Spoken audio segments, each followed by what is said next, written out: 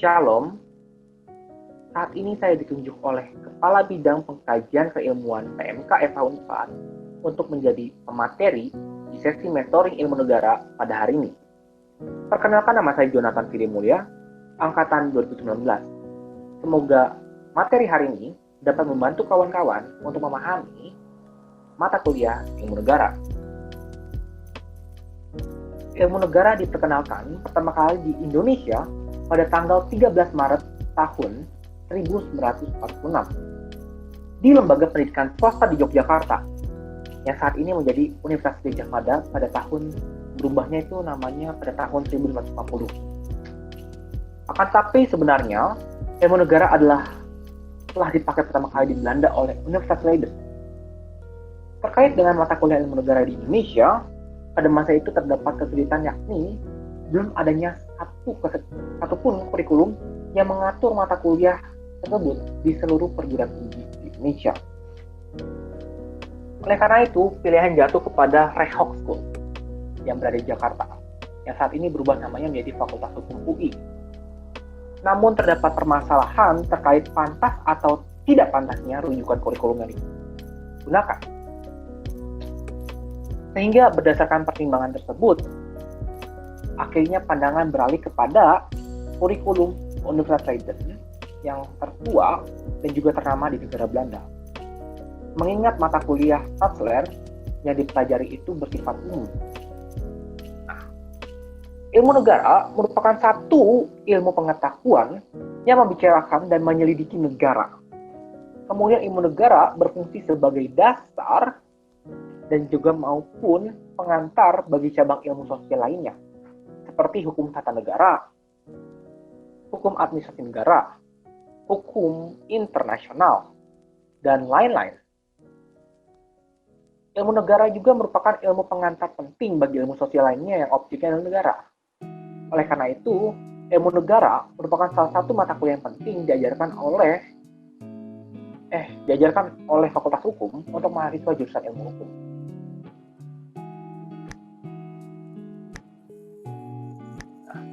Menurut Dijen S. Surya Sumantri, karakteristik dari ilmu negara ada 4. Yang pertama itu rasional. Kedua, logis. Ketiga, objektif. Keempat, terbuka. Kemudian menurut Inengah Suwantra dan Made Nurmawati, syarat dari keilmuan ilmu negara itu terdiri menjadi 3. Yang pertama, objek ilmu negara atau ontologi. Kedua adalah metodologi atau epistemiologi. Yang ketiga adalah tujuan dan fungsi atau aksiologi.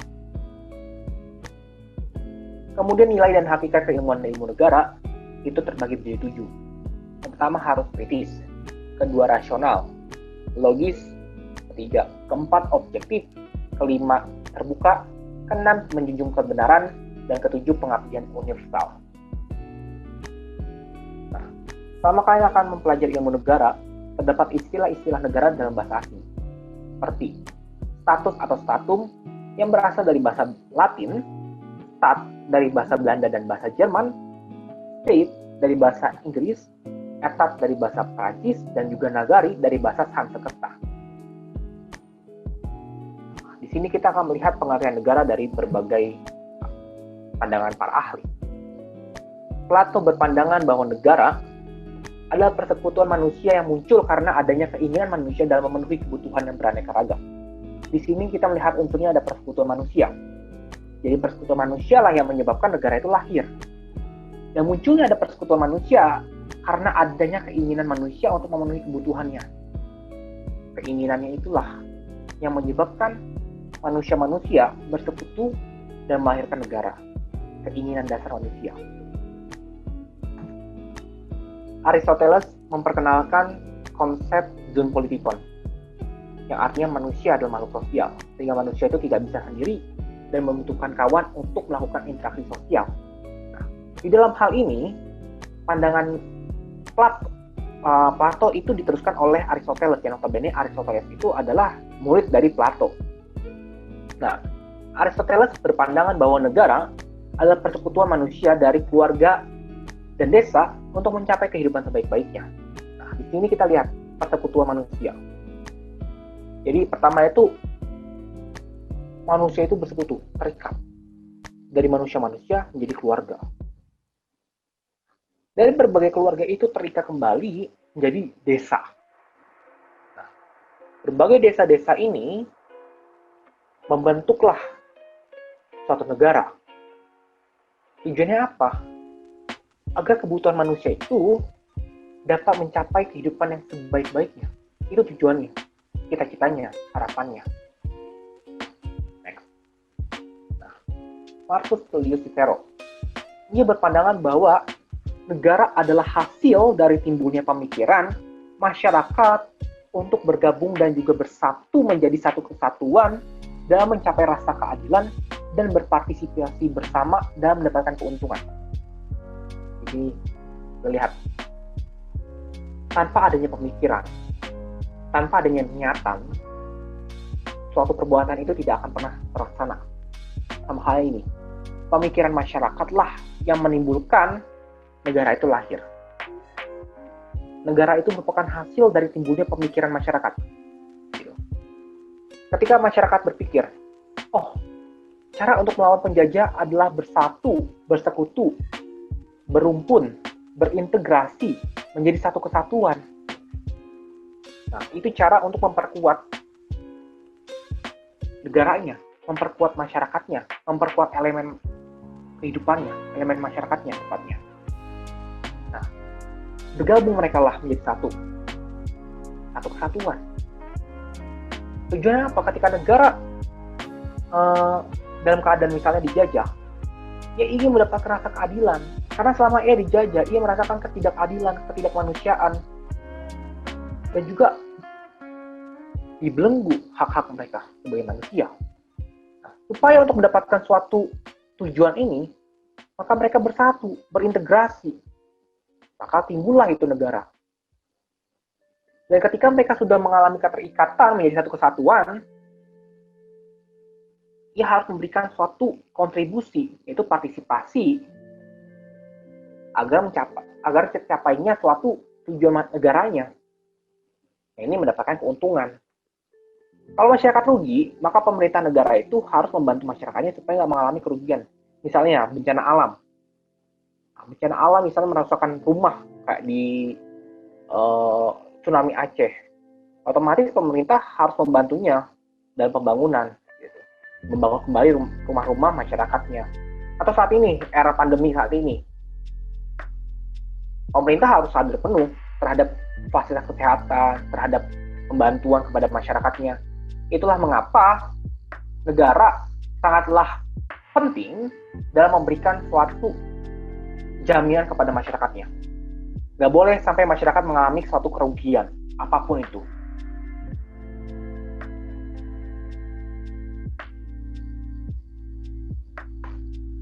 Kemudian di sini ada Niccolo Machiavelli. Niccolo Machiavelli berpandangan, semua negara dan bentuk-bentuk pemerintahan yang pernah ada dan yang sekarang menguasai manusia adalah republik dan kerajaan. Dan negara sebagai kekuasaan atau lastrato. Nah, di sini kita lihat bentuk pemerintahan. Karena didominasi oleh dua bentuk itu, republik dan kerajaan. Republik itu berasal dari dua kata, re dan publik. Kembali kepada publik, halayak publik, kepada masyarakat. Oleh karena itu, ketika kita melihat negara-negara yang berkonsepkan republik, ia akan mendasarkan asas demokrasi di dalam kehidupan berbangsa dan bernegara. Dan juga dalam kerajaan, kalau kita lihat, sistemnya ini adalah monarki. Monarki kerajaan yang dipimpin oleh raja. Nah, sistemnya itu udah tersentralisasi. Jadi benar-benar dipusatkan kepada pemerintah pusatnya itu raja. Jadi raja itu secara absolutnya, secara mutlaknya punya kewenangan. Sedangkan kalau republik, di sini masyarakat diberikan haknya. Sedangkan kalau di raja punya haknya besar, mutlak, absolut. Sedangkan kalau di republik, masyarakat yang punya haknya. Walaupun secara perkembangan akhirnya ada perspektif yang mengembangkan bahwa mereka berdua itu setara antara pemerintah dan rakyat. Next, Rudolf Kannenberg. Ia berpandangan bahwa negara adalah suatu organisasi kekuasaan yang diciptakan oleh sekelompok manusia yang disebut bangsa. Negara itu organisasi kekuasaan. Jadi kalau kita lihat di Indonesia ini ada presiden, wakil presiden, menteri, dan lembaga-lembaga pembantuan lainnya. Terus ada lembaga eksekutif, legislatif dan yudikatif. Nah, ini organisasi kekuasaan. Dia punya suatu susunan, dia punya suatu tatanan, dan ia terbentuk menjadi satu negara. Yang terdiri dari apa? Dari sekelompok manusia. Nah, kelompoknya itu apa? Bangsa. Kalau Indonesia ditanya, kamu orang apa? Orang Indonesia. Kenapa bisa dibilang kayak gitu? Karena dia adalah bangsa Indonesia. Walaupun Indonesia sendiri terdiri dari berbagai suku bangsa, tapi ketika mereka berikat menjadi satu negara, maka identitas mereka adalah bangsa Indonesia. Kemudian, George Jelinek, ia berpandangan bahwa negara adalah organisasi dari sekelompok manusia yang telah berkediaman di wilayah tertentu, atau dengan kata lain, negara merupakan ikatan orang-orang yang bertempat tinggal di wilayah tertentu yang dilengkapi dengan kekuasaan untuk memerintah.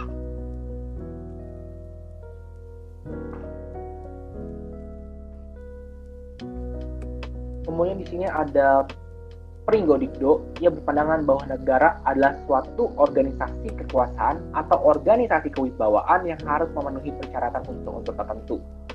Kalau dilihat di Konvensi Montevideo itu, kalau negara itu harus ada daerah teritorial, area, itulah ya, wilayah. Kemudian dia harus punya rakyat. Dia juga negara harus punya pemerintahan. Kemudian harus punya pengakuan dari negara lain bahwa ia adalah negara yang merdeka, negara yang berdaulat. Itulah pentingnya pengakuan dalam sebagai unsur-unsur terbentuknya negara.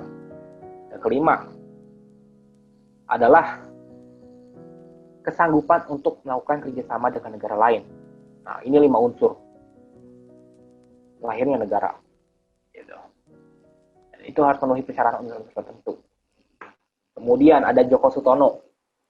Ia berpandangan bahwa negara adalah suatu organisasi manusia atau kumpulan manusia yang berada di bawah satu pemerintahan yang sama. Ini organisasi, ada strukturnya, ada susunannya, terdiri dari manusia, dari kumpulan-kumpulan manusia, badan, lembaga. Keseluruhan itulah mereka berada di bawah satu pemerintahan, di bawah satu naungan. Nah, itu negara. Kelompok negara. Masyarakat memiliki kelompok, dan kelompok ini terdiri dari menjadi berbagai elemen. Dan berbagai elemen ini berubah atau membentuklah suatu negara. Jadi negara itu ada karena adanya suatu organisasi manusia atau kumpulan manusia yang berada di bawah satu naungan pemerintahan yang sama. Itu Indonesia. Maka turunan-turunan dari pemerintah pusat itu adalah bagian dari kumpulan manusia. Namun kodratnya berada di bawah pemerintahan yang sama, pemerintahan Indonesia. Miriam Budiarjo, dia berpandangan bahwa negara adalah organisasi yang dalam sesuatu wilayah dapat memaksakan kekuasaannya secara sah terhadap semua golongan kekuasaan lainnya dan dapat menetapkan tujuan-tujuan dari kehidupan itu. Jadi, negara itu secara absolut ia dapat menekankan, dapat mendorong, dapat memaksakan kehendaknya kepada masyarakat. Jadi masyarakat tidak bisa satupun melawan daripada kehendak negara. Misal saat ini kita di era pandemi ini ya, era pandemi ini kita disuruh ikutin protokol kesehatan. Masyarakat harus mematuhinya. Kenapa? Karena negara itu berperan. Negara berperan untuk melindungi kesehatan masyarakatnya, keselamatan jiwanya. Makanya negara memberikan suatu aturan, ya ini protokol kesehatan yang harus ditaati. Mau tidak mau masyarakat harus tetap menaati, itu kodratnya. Gitu. Memaksakan. Sehingga negara pada hakikatnya merupakan suatu wadah bagi berbagai suku bangsa yang diciptakan oleh negara itu sendiri. Artinya, di dalam negara tersebut ada yang dinamakan sebagai keterikatan dari keseluruhan masyarakatnya. Tujuannya apa? Tujuannya adalah untuk mencapai cita-cita yang ingin digapainya. Gitu. Nah, ini selama kalian 1 semester, kalian akan mempelajari berbagai ruang lingkupnya, seperti objek ilmu negara, asal mula negara, teori tentang hakikat negara, teori tentang tujuan negara, teori legitimasi keluarga, kekuasaan tepatnya, salah ngomong. Terus klasifikasi negara dan juga susunan negara. Di sini kita lihat tujuan negara. Nah, di buku Prof. Vinciana Marpaung, ia membagi menjadi 4. Tujuan berdasarkan sebelum abad ke-19, tujuan negara berdasarkan sesudah abad 19 sampai dengan abad 20, dan juga tujuan negara pada abad 20, dan juga tujuan negara berdasarkan pembukaan Undang-Undang Dasar 1945. Oke. Di sini kita lihat sebelum abad ke-19, Georg Wilhelm Friedrich Hegel berpandangan bahwa tujuan negara itu adalah negara sendiri. Artinya negara itu adalah person yang memiliki kemampuan dalam mengejar pasangan ide atau cita-cita umum. Nah, apa sih maksudnya? Ya kan? Bahwa pada dasarnya negara itu haruslah apa sebutannya? Seperti dia memiliki kemampuan untuk membenahi, kemampuan untuk memenuhi, kemampuan untuk memelihara, dan juga menyempurnakan diri. Sehingga kewajiban tinggi dalam person itu adalah menjadi warga negara yang sesuai dengan undang-undang dan ketentuan dalam negara. Dia harus mematuhinya. Kemudian menurut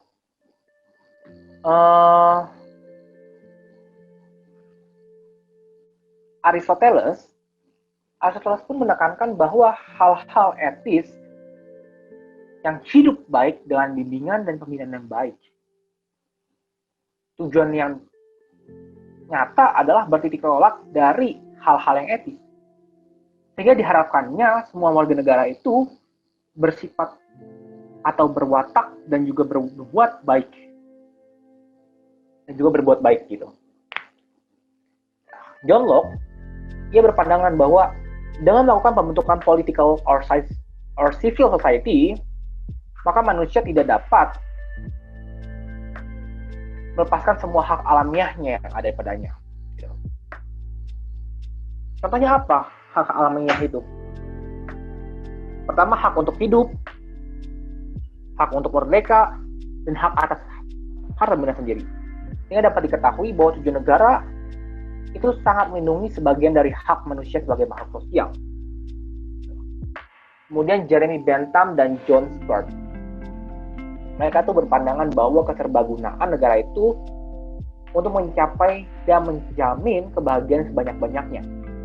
Kemudian perumusan ini banyak digunakan di bidang politik yang berkaitan dengan berbagai bidang lainnya yang menyangkut dengan kebahagiaan yang dicapai sebanyak-banyaknya oleh negara tersebut. Jadi lebih tepatnya dalam hal ini negara dianggap sebagai alat untuk mencapai tujuannya. Itu apa? Kebahagiaan. Seperti tadi sebagai keuntungan, mencapai keuntungan. Nah, ini kebahagiaan. Dan negara nggak bisa membendung itu karena itu haknya masyarakat untuk mendapatkan kebahagiaan. Kemudian tujuan negara sesudah abad 19 sampai ke-20 itu terdiri menjadi 3. keamanan, ketertiban, dan ketentraman umum, pertahanan negara, dan pemerintahan dalam negeri. Nah, tujuannya apa keamanan? Keamanan itu tujuannya adalah untuk menjamin keselamatan jiwa, bahkan untuk menjamin harta benda yang memungkinkan sekaligus mendorong kehidupan para warga negaranya. Artinya warga negara itu harus merasa aman dan terlindungi. Supaya apa? Supaya mereka merasa terpanggil untuk membuat begitu banyak terhadap negara, berbuat baik terhadap negara sebagai suatu pengabdian. Artinya di dalam pengertian ini ada suatu proses timbal balik, atau tepatnya simbiosis mutualisme. Rakyat merasa untung, negara merasa untung. Rakyat merasa aman, negara merasa nyaman. Kayak gitu konsepnya. Kemudian selanjutnya ada pertahanan negara. Pertahanan negara ini, kita harus sadari bahwa berbagai negara di dunia ini itu nggak mau perang. Nggak mau itu ada yang bertumpah darah lagi, ada yang meninggal lagi. Sehingga pertahanan negara itu sangat penting. Penting kenapa? Karena untuk membendung serangan-serangan terorisme ataupun serangan-serangan apapun yang menyebabkan masyarakat menjadi korban pertumpahan darah. Makanya negara itu punya kewenangan untuk menyediakan anggaran belanja untuk militer, gitu, untuk membiayai angkatan perang. Kemudian ada pemerintahan dalam negeri. Itu tujuan prioritasnya adalah untuk memerintah dalam negeri ini. Dan yang paling terpenting itu penyelenggaraan pemerintahan yang dimana pemerintahan yang paling rendah sampai dengan pemerintahan yang paling tinggi yang mengikutsertakan masyarakatnya. Dan juga negara itu berperan untuk membenahi mekanismenya.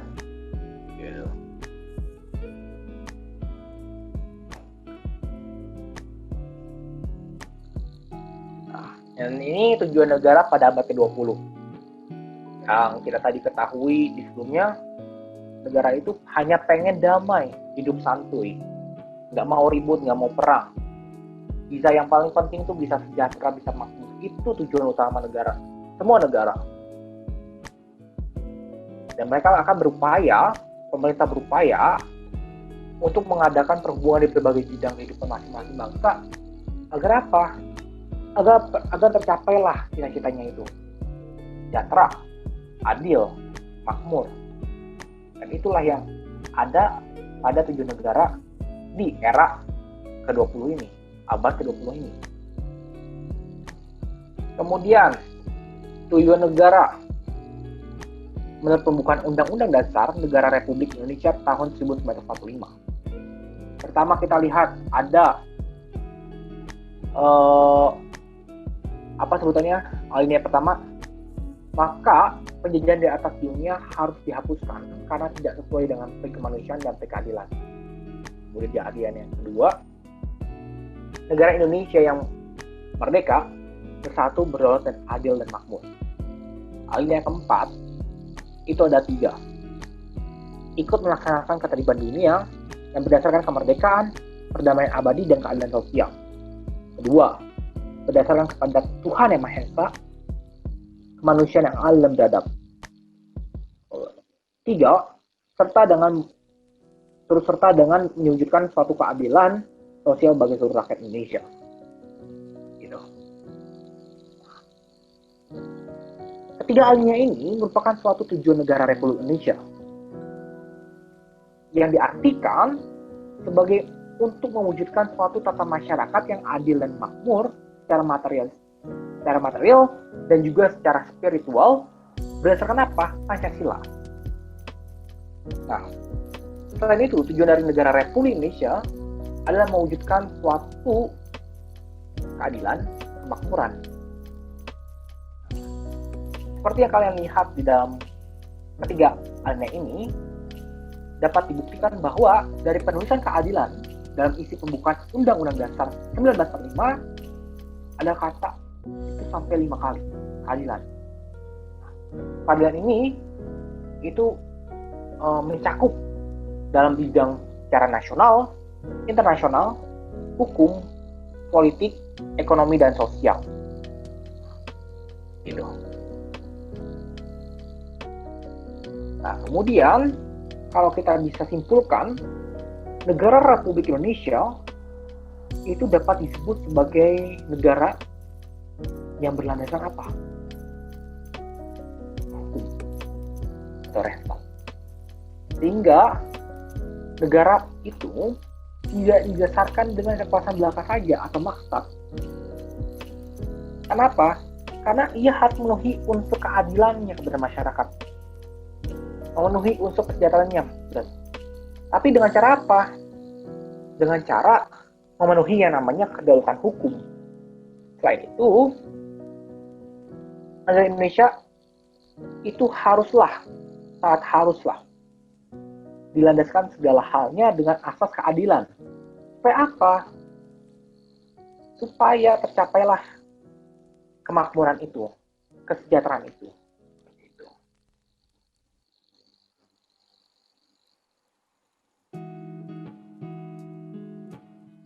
Kemudian di sini kita bisa lihat, Lord Changyang, dia tuh berkata bahwa tujuan negara adalah melakukan pembentukan kekuasaan negara yang sebesar-besarnya dan semata-mata karena itu disebut negara kekuasaan. Jadi dikenallah yang namanya teori kekuasaan negara. Nah, kemudian untuk mencapai kejayaan dari negara, nggak ada lagi hiburan, nggak ada lagi yang namanya budaya, karena dianggap kalau negara itu membiarkan rakyatnya terbuai oleh hiburan atau apapun itu, maka akan memberikan mereka menyebabkan mereka lemah, gitu.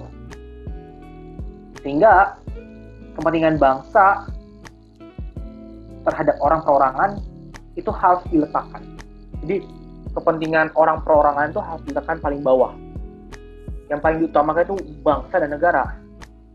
Sehingga dengan konsep tersebut, maka terlahirlah sebuah negara diktator.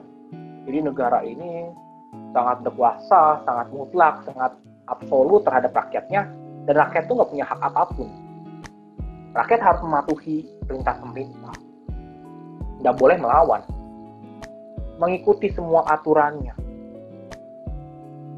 Nggak ikutin, dihukum. Sehingga hak-hak masyarakatnya terkesampingkan. Karena apa? Karena pemenuhan hak negara. Gitu. Selanjutnya, Niccolo Machiavelli ini berpandangan bahwa tujuan negara adalah mengusahakan terselenggaranya ketertiban, keamanan, dan ketentraman. Hal ini hanya akan dapat dicapai oleh pemerintahan seorang raja yang mempunyai kekuasaan absolut dan mutlak. Namun tidak boleh juga mengesampingkan nasib dan kemakmuran rakyatnya. Nah, Niccolo Machiavelli juga memberikan interpretasi bahwa seorang raja itu harus seperti singa, gagah, bijaksana, berwibawa. Tetapi di sisi lain, raja itu harus seperti kancil, cekatan, cerdik, pintar, lembut, gitu. Jadi dalam hal ini raja itu nggak boleh karena ia sebagai pemimpin, akhirnya rakyat dikesampingkan haknya. Gitu. Karena pada dasarnya raja juga harus memenuhi kebutuhan masyarakatnya, memenuhi haknya masyarakatnya. Gitu. Jadi hak-hak rakyatnya itu, hak-hak masyarakatnya itu tidak bisa sampai dikesampingkan. Tidak boleh itu. Kemudian Immanuel Kant dalam konsep teori perjanjian rakyat, dia berpandangan bahwa tujuan negara adalah melindungi sekaligus menjamin ketertiban hukum. Agar hak maupun kemerdekaan warga negara dapat terbina dan terpelihara, sehingga dibutuhkannya suatu perumusan hukum dalam bentuk peraturan perundang-undangan sebagai penjelmaan kehendak umum dari masyarakat dan pemerintah dalam upaya mengantisipasi kesewenang-wenangan pemerintah. Kemudian Immanuel Kant juga mengamini asas potestas legislatora historica et judiciaria atau artinya kekuasaan pembuat, pelaksanaan, dan pengawasan hukum. Jadi ada kesinambungan antara rakyat dan pemerintah. Dan jadi tidak ada yang namanya siapa yang paling tinggi, siapa yang paling duluan gitu. Mereka sama, diikat, diatur oleh hukum. Dan jadi suatu kesepakatan bersama. Rakyat mematuhi hukum, pemerintah juga sama. Nggak boleh karena dia pemerintah, pemimpin, jadi seakan-akan tuh kayak saya tuh pemerintah, jadi kalian tuh harus nurutin saya nggak apa-apa, saya mau ngelakuin ini ya, saya punya hak saya pemerintah, nggak boleh kayak gitu. Jadi pemerintah juga harus mengikuti peraturan pemerintah, mengikuti aturan hukum tepatnya. Kemudian Hugo Crabe bilang tujuan negara adalah menyelenggarakan ketertiban hukum. Hugo Crabe dalam hal ini ia berpandangan juga bahwa dalam negara hukum itu juga segala kekuasaan dari alat-alat pemerintahan haruslah didasarkan atas hukum. Sehingga semua orang itu harus tunduk dan patuh kepada hukum yang berkuasa di negara tersebut. So, istilahnya, government not by man but law, atau the rule of law, atau mungkin dikenal sebagai Rechtsstaat. Kemudian negara kesejahteraan, Rudolf Schellenberg, ia berpandangan bahwa tujuan negara adalah mewujudkan kesejahteraan umum sehingga negara merupakan alat untuk mencapai tujuan bersama, kemakmuran dan keadaan sosial bagi seluruh rakyat negara itu sendiri. Sehingga kesejahteraan itu meliputi bidang yang sangat luas dan harus dilandaskan kepada prinsip keadilan secara merata dan seimbang. Sekian materi yang saya sampaikan hari ini. Semoga kawan-kawan dapat memahami materi tentang negara, sejarah ilmu negara, pengertian negara, dan juga tentang teori tujuan negara. Nah, ini di sini ada kuis, mungkin kawan-kawan tertarik untuk menjawabnya, dan barangkali bisa di screenshot supaya bisa dikerjakan oleh kawan-kawan. Sekian dari saya, terima kasih karena kawan-kawan sudah mendengarkan materi hari ini. Dan pesan dari saya adalah tetap semangat kuliah online-nya, juga tetap sehat selalu. Jangan lupa mengikuti protokol kesehatan dari pemerintah. Terima kasih karena sudah mengikuti materi mata kuliah hari ini.